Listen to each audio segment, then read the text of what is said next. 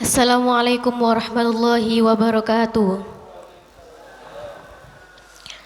Alhamdulillah kesehatan oleh Allah Subhanahu wa taala untuk bisa berkumpul dan melaksanakan sholat subuh berjamaah. Ini merupakan nikmat yang luar biasa dari Allah Subhanahu wa taala. Karena apa? Karena tidak semua orang mendapatkan hal itu. Ketika semua orang sedang tidur, sedang terlelap, kita masih fokus, masih asyik beribadah kepada Allah Subhanahu wa taala. Apalagi ibadah tersebut dilakukan di bulan yang penuh berkah, yakni bulan Ramadan. Pernahkah kita berpikir apa makna dari bulan Ramadan? Ramadan dalam segi ditinjau dari segi ilmu nahwu, Ramadan merupakan bentuk dari isim ghairu munsharif yang ilah dua, yang alamiah plus alif nun, yang dia nama tapi namanya itu akhirannya ketambahan sama alif nun. Kemudian Ramadan sendiri jika ditinjau dari akar katanya, Ramadan itu asal 3 hurufnya ro, mim, dan dot, yaitu Romado. Romado yaitu bermakna, dalam kamus Romado bermakna panas, terik, dan membakar. Lalu mengapa Allah menamakan bulan yang mulia ini, mengapa Allah menamakan bulan yang suci ini dengan nama Ramadan?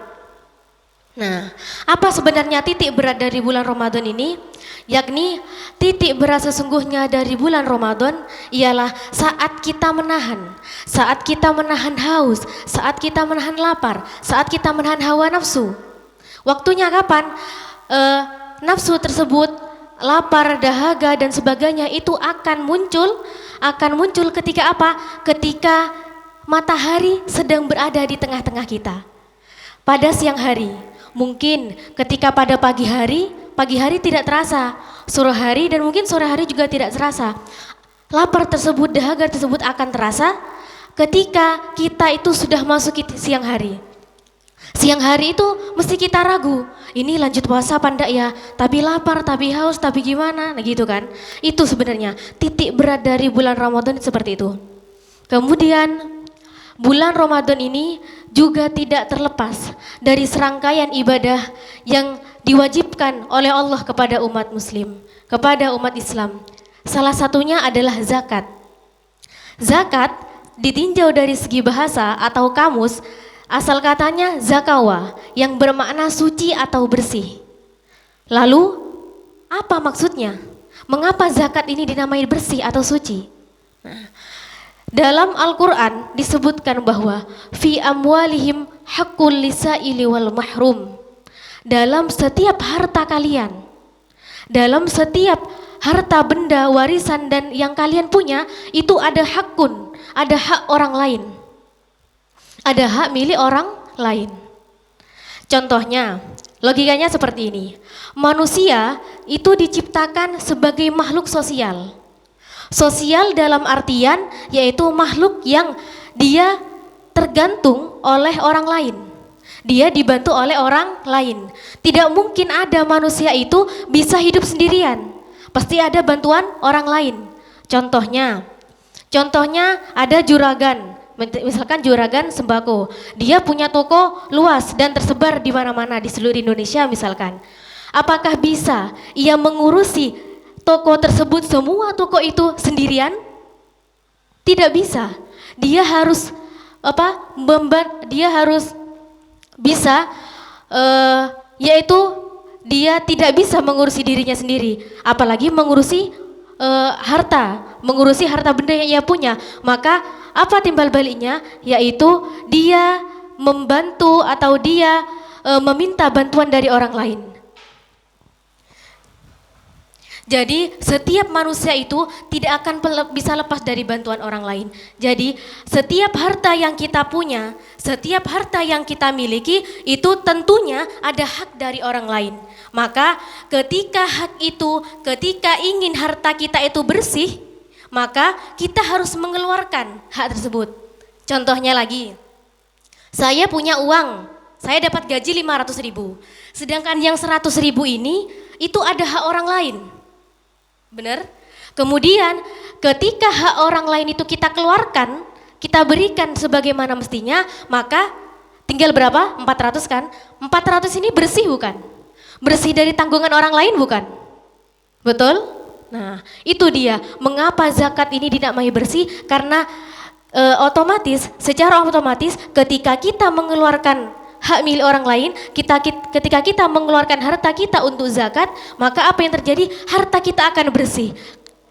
Maksudnya bersih di sini yaitu bersih dari ada haknya orang lain, bersih dari hak milik orang lain.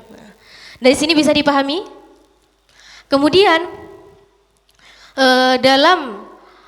mengapa kita harus berzakat? Karena apa? Tujuannya tadi untuk membersihkan jiwa, pikiran, dan otomatis yaitu harta kita. Zakat, secara yang kita tahu, zakat itu ada dua, ada zakat fitrah sama zakat mal. Dalam kitab Fathul Qorib, zakat mal itu terbagi menjadi 5, yaitu al-mawashi. Yang pertama adalah al-mawash. Al-mawash ini bermakna hewan ternak. Nah, apakah semua hewan ternak itu bisa dikeluarkan untuk zakat? Tidak. Dalam kitab hanya disebutkan bahwa hewan ternak al-mawash, hewan ternak yang wajib untuk dizakati itu hanya ada 3, yaitu ada sapi, kambing, dan unta. Jadi apabila bapak dan ibu di sini punya sapi, unta ataupun kambing, maka ketika sudah mencapai nisabnya, ketika sudah mencapai kadar ketentuan hukumnya, maka apa yang harus dilakukan yaitu dikeluarkan zakat. Agar itu tadi, agar harta kita itu bersih dari tanggungan orang lain. Kemudian ada juga yang kedua itu al-asman. Asman di sini bermakna harta benda yang berharga seperti emas, perak, berlian dan lain-lain. Kemudian ada juga az-zuru. Zuru ini bermakna tanaman.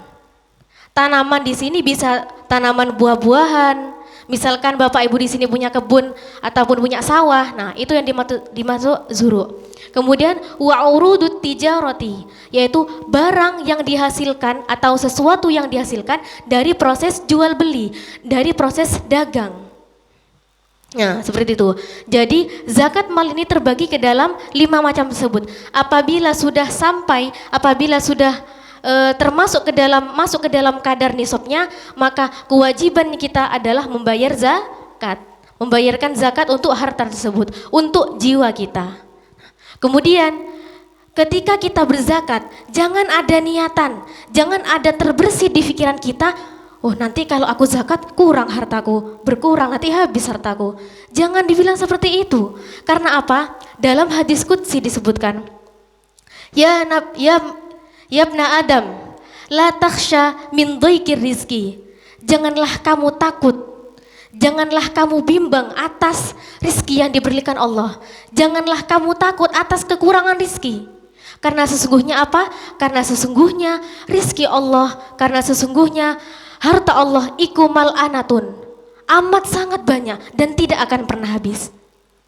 Ketika kamu mengeluarkan harta tersebut, maka sesungguhnya hartamu tidak akan pernah habis. Malah dalam kitab itu disebutkan zakat itu bermakna berkembang. Ada makna berkembang.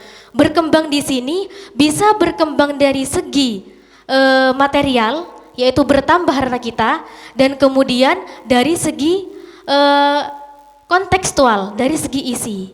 Apa yang dimaksud dengan dari segi isi? Yaitu dari nilai keberkahan.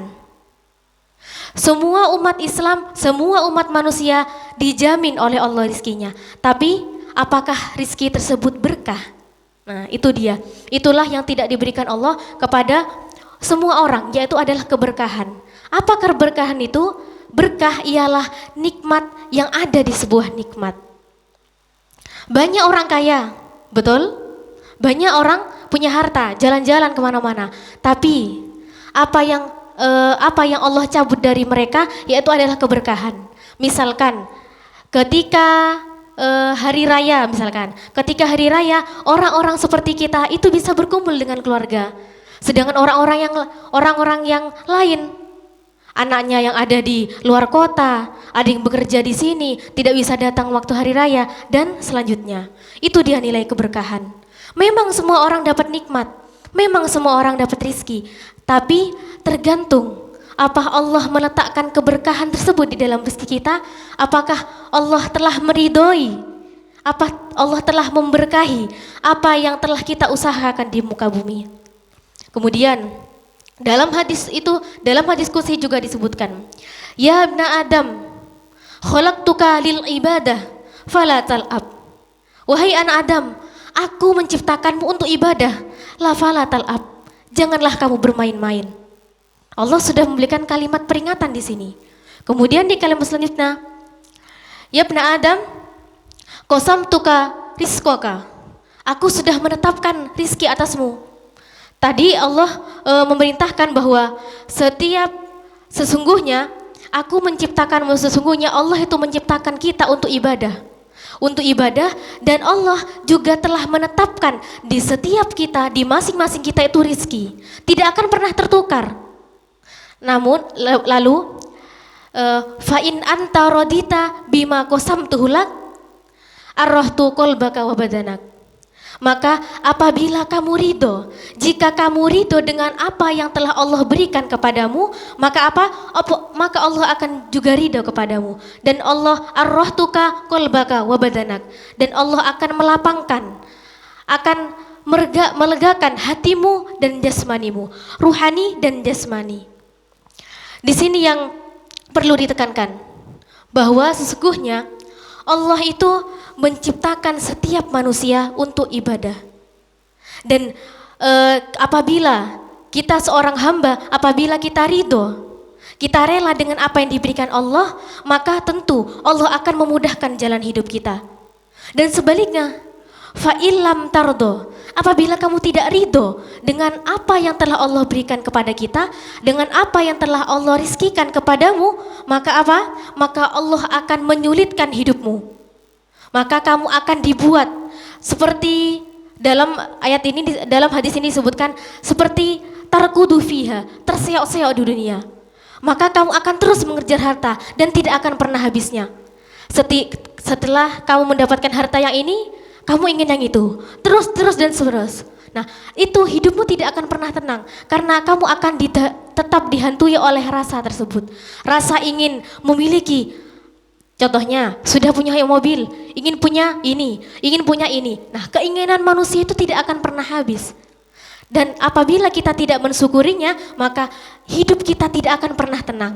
Namun apabila kita ridho, fa in tardo, jika kita ridho dengan Allah yang telah, dengan apa yang Allah berikan kepada kita, maka apa?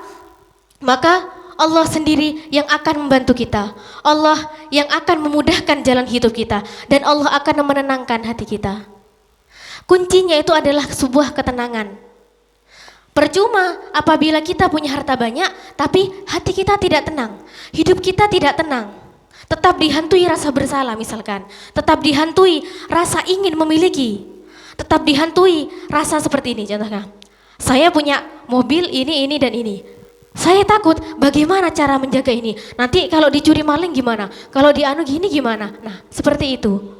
Ketika seseorang itu punya harta berlebih, maka ia akan dimintai pertanggungjawaban lebih juga di akhirat. Janganlah bersedih, janganlah berputus asa untuk mencari rezeki dan ridhonya Allah. Karena apa? Dalam hadis tersebut disebutkan bahwa rizqoka, adapun rizkinya Allah itu adalah mal'anatun, tidak akan pernah habis. Jika kita memang berniat, jika kita ingin memang ridho karena niat ini, hidup ini karena Allah Subhanahu wa taala, tentu Allah akan memudahkan. Intan surullah wa yansurukum wa yuthabbit aqdamakum. Ketika kamu menolong Allah, maka timbal baliknya Allah akan menolongmu. Apa maksud di sini? Yaitu jika kamu membantu syiar, jika kamu membantu dalam agama Allah, jika kamu membantu proses jalannya agama Islam, maka wayan surukum, maka Allah juga akan membantumu. Apa yang kamu butuhkan, apa yang kamu harapkan, itu akan akan tercapai dan dikabulkan oleh Allah Subhanahu wa taala. Janganlah terikat pada harta dunia. Karena apa? Karena sesungguhnya harta Sesungguhnya kenikmatan yang kekal itu adalah di akhirat ketika kita bertemu dengan Allah. Ada satu kisah yang disebutkan oleh Nizami dalam bukunya, mungkin ini sering Bapak Ibu dengarkan, yakni kisah tentang Laila Majnun. Dahulu itu ada sepasang pemuda dan pemudi, namanya Laila, yang perempuan namanya Laila dan yang laki-laki namanya Qais. Ketika itu mereka sedang belajar di satu lembaga pendidikan. Mereka bertemu di sana di satu lembaga pendidikan, dan ketika saat Laila itu baru pertama masuk di kelas itu, saat Laila baru pertama masuk pada sekolah itu, maka yang Qais ini langsung jatuh hati pada Laila, langsung terpana, tidak bisa berpaling ke siapa-siapa. Nah, saking cintanya itu tidak. Ketika mereka itu bertemu, ketika Laila dan Majnun ini bertemu, mereka tidak bisa berkata apa-apa, hanya diam yang bisa mereka utarakan. Karena apa? Karena suatu sifat kekaguman tersebut. Suatu hari yang Qais ini menginginkan untuk menikahi si Laila. Namun apa yang terjadi? Kedua orang tua Laila dan Majnun ini tidak merestui hubungan mereka berdua. Karena apa? Karena dua kepala suku ini sama-sama ketua suku di sana. Itu mereka gengsi. Oh, masa anakku tak jodohkan sama suku itu? Gak mungkin lah kan gini-gini. Nah, itu akibat gengsi tersebut, maka Laila dan Majnun itu cinta mereka itu bertepuk sebelah tangan. Kemudian ketika saking ingin bertemunya si Qais ini, ia suatu hari menunggang unta pergi untuk menemui si Laila. Nah, dan kebetulan unta yang ditungganginya ini baru melahirkan kemarin. Nah, kemudian karena akibat dari unta tersebut baru melahirkan, kan tidak mau ninggalkan anaknya kan. Dia terus ketika ditunggangi oleh si Qais, si laki-laki ini, ketika sudah berjalan mundur lagi ketemu anaknya. Ketika sudah maju, mundur lagi ketemu anaknya. Mau ketemu anaknya. Kemudian sampai berapa hari, sampai berbulan-bulan, kemudian Qais bilang gini, pergilah wahai unta, hidupmu dan hidupku sudah tak lagi sejalan. Cintamu dan cintaku sudah tak lagi sama. Karena apa? Karena yang unta ini mencintai anaknya, sedangkan yang Majnun, yang Qais ini yaitu mencintai Laila. Apa yang dapat kita petik dari kisah ini? Bahwa yaitu ketika kita masih terikat dengan dunia, ketika kita masih terikat dengan harta. Nah, di sini unta itu disyaratkan sebagai suatu perumpamaan yang bersifat duniawi. Ketika kita masih terikat dengan harta duniawi, maka kita tidak akan pernah sampai kepada Allah Subhanahu wa taala. Itu dia. Ketika kita masih terikat, kita masih memikirkan hal duniawi, kita tidak akan pernah fokus ibadah kepada Allah. Sesungguhnya umat manusia, seorang makhluk itu diciptakan untuk menyembah Sang Khalik, untuk menyembah penciptanya. Kemudian ada satu kisah lagi. Ketika saat itu, kan cintanya Qais dan Laila itu dihalangi oleh kedua orang tuanya. Kemudian sampai yang Qais ini menjadi gila karena dia tidak direstui cintanya dengan Laila. Dan disebutlah oleh masyarakat sekitar, Qais itu disebut dengan Majnun, yang artinya orang gila. Ketika saat itu Majnun sedang berjalan-jalan di suatu perkampungan, dan dari kejauhan terlihat ada seekor anjing. Ketika anjing itu sudah dekat, dilihatnya, oh ternyata ini anjing milik Laila. Betapa senangnya si Majnun, dan ia berniat untuk mengikuti anjing tersebut. Dia berpikiran, Majnun berpikir bahwa saat aku nanti mengikuti anjing ini, aku nanti akan bertemu dengan Laila. Seperti itu. Jadi setiap langkah, setiap jalan yang ditempuh oleh anjing tersebut, maka diikuti terus oleh Majnun. Majnun tidak melihat apa-apa di sekitar, hanya terfokus pada apa? Hanya terfokus pada anjing miliknya Laila. Ia ingin terus mengikutinya dan berharap sampai akhir nanti dia itu bertemu dengan Laila. Sampai kemudian anjing tersebut lewat di depannya orang sholat. Nah, di depannya orang sholat. Dan kemudian Majnun juga ikut seperti itu. Lari dan lewat di depannya orang sholat seperti yang dilakukan oleh anjingnya Laila. Kemudian setelah orang sholat tersebut selesai, setelah para jamaah itu turun dari musola, dari masjid, mereka itu menegur si Majnun, menegur Qais ini yang berjalan di depan orang sholat tersebut. Hai Majnun, apakah kamu tidak melihat bahwa kami sedang beribadah? Apakah kami tidak tahu? Apakah kamu tidak tahu bahwa tadi itu kami sholat? Masa kamu lewat di depannya? Gitu kan? Kemudian si Majnun berkata seperti ini. Oh, iya tah? Apa benar tadi aku lewat di depan kalian? Apa benar tadi aku lewat di depan orang-orang dan para jamaah yang sholat di sini, di musola ini? Loh, jadi kamu mulai tadi tidak sadar? Tidak, yang hanya saya tidak sadar bahwa saya tidak tahu di depan saya tidak tahu kalau saya itu lewat di depannya orang sholat. Saya tidak tahu. Yang saya lihat dan yang ada di pikiran saya yaitu hanya Laila, hanya anjingnya Laila, dan berharap ingin bertemu dengan Laila. Dan kemudian Majnun ini berkata seperti ini. Oh, kalau seperti itu mohon maaf sebelumnya. Majnun yaitu Laila, yang Majnun ini meminta maaf. Kemudian Majnun meneruskan kalimatnya. Saya aja loh yang mencintai Laila, yang hanya mengikuti anjingnya milik Laila itu sampai tidak melihat kepada orang lain, tidak melihat kepada hal di sekitar saya. Lalu kalian itu loh sholat, kalian itu loh beribadah, memohon kepada Allah Subhanahu Wa Taala, dan kalian itu sedang coro-coronya itu sedang menikmati perjumpaan dengan Allah Subhanahu Wa Taala. Lalu mengapa kalian masih melihat saya? Saya aja yang mengikuti anjingnya Laila, yang di pikiran saya itu hanya Laila, tidak bisa dan tidak melihat hal yang di sekitar saya. Yang saya lihat itu hanya apa? Dan yang ada di pikiran saya itu hanya Laila. Tapi kalian ketika sholat, ketika menyembah Allah Subhanahu Wa Taala, tapi kalian kok masih lihat saya? Betul gak cinta sama saya kamu? Betul gak kamu cinta sama Allah? Jadi seperti itu. Jadi ini merupakan ada sindiran cinta dari Laila Majnun.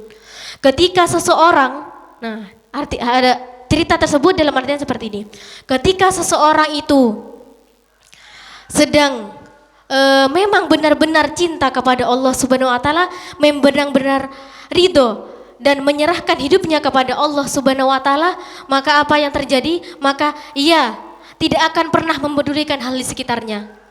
Ia tidak akan peduli seberapa banyak harta yang ia miliki. Yang ia pedulikan hanya apa? Yaitu hanya ia ingin beribadah kepada Allah Subhanahu Wa Taala, ingin mencapai keridhaan kepada Allah Subhanahu Wa Taala. Ketika kita itu berjalan, ketika kita itu menempuh jalan Allah, kita itu beribadah kepada Allah Subhanahu Wa Taala, tentu halangan dan rintangan yang ada di sekitar kita itu tidak akan pernah menghalangi kita. Kita akan terus berjalan. Tidak akan pernah ada yang namanya hambatan. Ketika ada hambatan, maka yang harus kita jalani adalah yaitu dengan cara terus menjalaninya, dengan cara terus melaksanakan apa yang telah Allah perintahkan kepada kita. Mungkin dalam kehidupan, dalam kehidupan kita bermasyarakat, sering kita menemui berbagai masalah, sering kita menemui berbagai problematika. Misalkan dalam segi ekonomi. Ya mungkin permasalahan ini sudah sangat umum di masyarakat. Terlebih lagi ketika bapak ibu di sini mempunyai anak yang ia sedang dalam masa proses belajar, sedang ia dalam masa sekolah. Tentu apa yang dipikirkan orang tua, apa yang dipikirkan bapak ibu ini tentu adalah biaya. Biaya untuk menyekolahkan. Bagaimana anakku ini ikut sekolah? Bagaimana saya menyekolahkan anak saya ini supaya bisa tidak seperti saya, misalkan seperti itu. Harus sekolah tinggi, harus berilmu. Nah, Maka saat seseorang, nah saya beritahu rahasianya. Ketika seorang orang tua, ketika seorang anak, setiap manusia, setiap insan itu berjalan atau belajar menempuh agama Allah, belajar setiap apa saja ilmu yang ada di dunia ini, maka Allah terus akan memberikan harta kepada kita, memberikan rizki kepada kita, tidak akan pernah habis, akan terus mengalirkan rizki kepada kita. In tansurullaha wa yansurukum wa yusabbit aqdamakum. Ketika kamu menolong Allah, ketika kamu belajar, nah misalkan anaknya bapak ibu di sini ada yang di pesantren.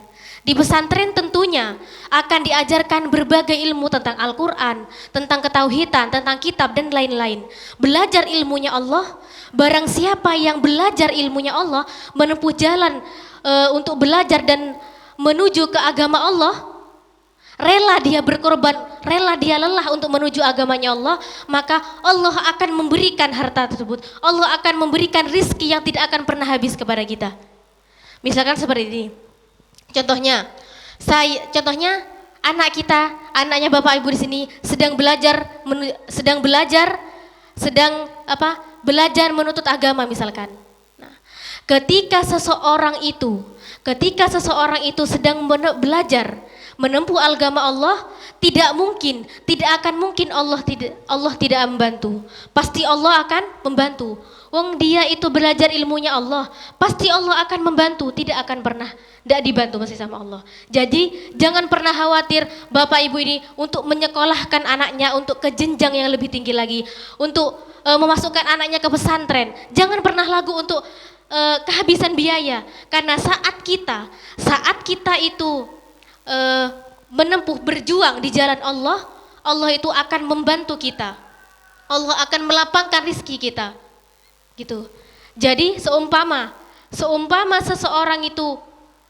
seorang orang tua ini tidak menyekolahkan anaknya, maka dari mana rizki yang ia dapat? Akibat dia menyekolahkan anaknya, akibat dia memondokkan anaknya, memasukkan ia ke dalam pesantren, maka apa yang terjadi? Allah memberikan rizki. Betul tidak? Betul. Jadi jangan pernah ragu. La takhsha min dhaiki rizki. Jangan pernah ragu kekurangan harta. Memang setiap manusia ini tidak akan pernah lepas dari suatu masalah. Tidak akan pernah lepas dari apa yang namanya problematika dunia. Ketika mungkin ini bisa disampaikan kepada anak bapak ibu sekalian. Ketika seorang anak itu ketika dalam masa proses belajar, tentunya akan menemui segala kesulitan. Mungkin terkadang anak itu curhat sama bapak ibu. Bu, bapak sulit ya pelajarannya, nggak bisa nangkap saya gitu, gurunya gini. Nah, apa yang harus orang tua itu lakukan? Nah, ini dia tipsnya. Ketika seseorang itu mengalami kesulitan, sesungguhnya dia itu diuji oleh Allah Subhanahu wa taala. Diuji bagaimana kemampuan dia, bagaimana kesungguhan dia dalam menempuh agama Allah, dalam mencari ilmu. Nah, di sini bukan hasil yang Allah minta, bukan hasil yang Allah perhatikan, tapi apa? Tapi sebuah proses untuk menuju kepada pemahaman tersebut. Saat kita dalam belajar, saat kita belajar berproses untuk menuju suatu pemahaman, maka tentu Allah itu tidak akan membiarkan. Jadi seperti ini. Ilmu Allah itu amat sangat luas dan amat sangat mulia. Allah akan menempatkan ilmunya, Allah akan memberikan ilmunya kepada jiwa yang bersih, kepada jiwa yang memang ia bersungguh-sungguh di jalan Allah Subhanahu wa taala. Maka dari itu, cara Allah mengujinya yaitu dengan cara memberikan anak tersebut kesulitan, memberikan anak tersebut ketidakpahaman kepada suatu pembelajaran atau suatu materi. Allah ingin melihat bagaimana seorang perjuangan anak tersebut. Apakah ketika ia mendapatkan masalah, dia berhenti ataukah tetap terus? Nah, jadi ketika seseorang itu mendapat masalah, tetapi dia itu terus menjalaninya dan terus saja dan terus melaksanakan dan terus berjalan di jalan Allah, maka apa yang terjadi? Maka Allah akan memudahkan hal tersebut. Dan Di sini yang bisa Bapak Ibu beri masukan kepada anak Bapak Ibu sekalian, ketika seorang anak itu mengeluh, ketika seorang anak itu merasa tidak mampu kepada suatu pelajaran, maka seperti ini, katakan seperti ini. Mungkin Allah itu sedang menguji kamu. Allah ingin melihat seberapa sungguh-sungguh dirimu. Seperti itu. Jadi omongkan ke anak kita, ke anak Bapak Ibu sekalian, ketika dia mendapat kesulitan dari proses belajar tersebut, katakan bahwa sesungguhnya Allah itu cinta padamu. Allah ingin kamu itu berada selalu dekat dengan Allah. Allah ingin kamu itu bersungguh-sungguh berada di jalan Allah. Ketika seseorang itu menerima kesulitan, jangan pernah menyerah, jangan pernah berhenti.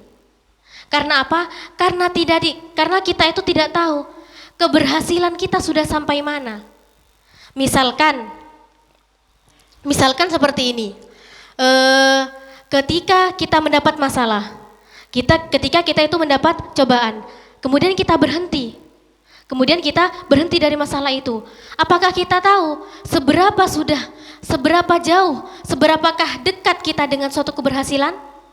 Dalam suatu kisah menyebutkan bahwa dahulu ada seorang santri dan kiai. Yang santri tersebut mengeluh kepada kiainya, "Kiai, saya ini nggak bisa pelajarannya, Kiai. Saya tidak bisa belajar Al-Quran. Saya sudah beberapa tahun mondok tapi nggak bisa belajar Al-Quran. Tapi saya tetap tidak bisa belajar tentang ilmunya Allah." Kemudian sang kiai ini berkata, "Apakah kamu benar-benar sungguh-sungguh?" "Betul, Kiai, saya sungguh-sungguh." Kemudian sang kiai ini memberikan suatu perumpamaan dan memberikan suatu ujian. "Coba pecahkan batu ini." Sang kiai tersebut menunjuk satu batu dan ia menyuruh santri tersebut untuk memecahkan batu tersebut. Ketika santri itu memecahkan batu tersebut, dia itu memecahkan sebanyak 100 kali. Setiap 100 kali pukulan, dia itu tetap batu itu tidak pecah. Kemudian dia menyerah. Dia berkata kepada kiainya, "Wahai Kiai, ini memang dasarnya batu, tidak bisa pecah. Sudah saya pukul 100 kali tidak akan pernah pecah, namanya batu, Kiai." Katanya kiai, "Apakah benar kamu sudah bersungguh-sungguh memecahkan batu itu?" Nah, kemudian kiai tersebut memecahkan batu itu sebanyak 5 kali. Dan apa yang terjadi? Batu itu langsung pecah. Nah, kemudian sang kiai tersebut memberikan satu rahasia kepada sang murid. "Muridku, sebenarnya batu ini akan bisa pecah dengan 105 pukulan. Yang 100 pukulan sudah dipukul oleh anak santri tersebut, sedangkan 5-nya diambil oleh kiai tersebut." Ketika kita itu sudah menempuh suatu kehidupan, janganlah pernah berhenti. Seperti santri tersebut. Santri tersebut dia sudah memukul batu itu sebanyak 100 kali.